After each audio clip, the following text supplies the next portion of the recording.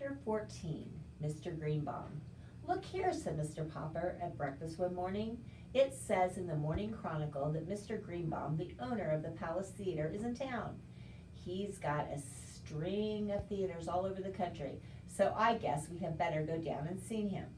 That evening, it was Saturday, the 29th of January, the Popper family and 12 trained penguins, 2 of them carrying flags in their beaks, left the house to find the Palace Theater.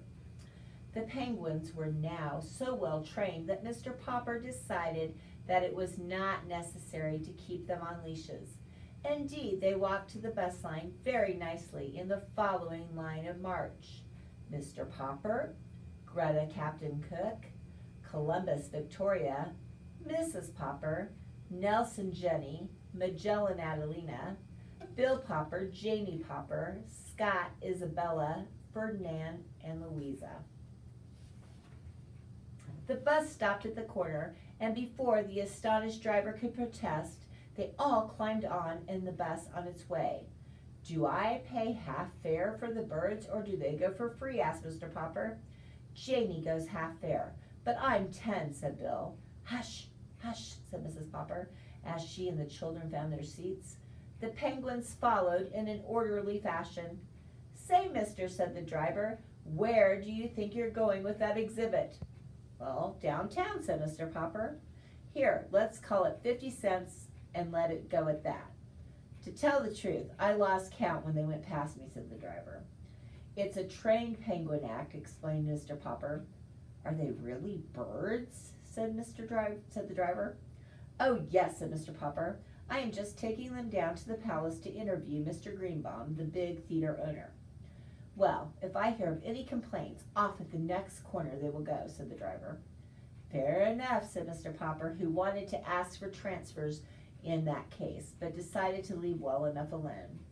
The penguins were behaving very well. They were sitting quietly, 2 in a seat, while the other passengers just looked on. "Sorry," said Mr. Popper, addressing everyone in the bus, "but I'll have to open the windows. These are Antarctic penguins, and they're used to having a lot colder than this." It took Mr. Popper quite a while to open the windows, which were stuck fast. When he had succeeded, there were plenty of remarks from the other passengers. Many of them began to complain to the driver, who told Mr. Popper to take his birds off the bus. He had to repeat this several times. Finally, he refused to take the bus any further till Mr. Popper got off. By this time, however, the bus had gotten so far downtown that none of them minded having to get out into the street. Only a block ahead of them shone the lights of the Palace Theater. "Hello," said the theater manager, as the Poppers and the penguins trooped past him. "Sure, Mr. Greenbaum's here in my office. You know, I've heard a lot about these birds of yours, but I didn't really believe it. Mr. Greenbaum, meet the Popper penguins. I'll be leaving you. I've got to go backstage." The penguins, now standing politely in 2 rows of 6, looked curiously at Mr. Greenbaum.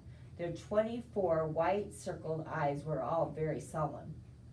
"All of you people crowding around the door, go back where you belong," said Mr. Greenbaum. "This is a very private conference."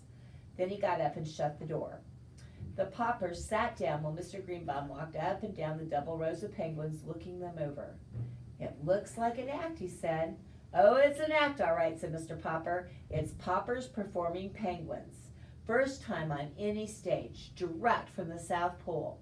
He and Mrs. Popper had thought up the name for the act.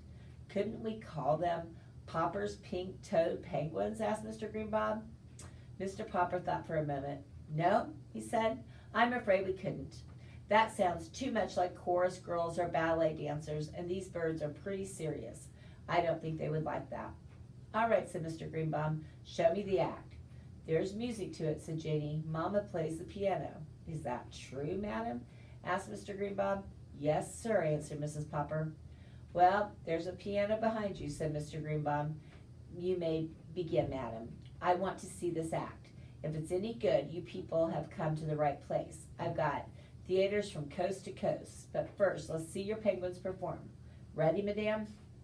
"We'd better move the furniture first," said Bill.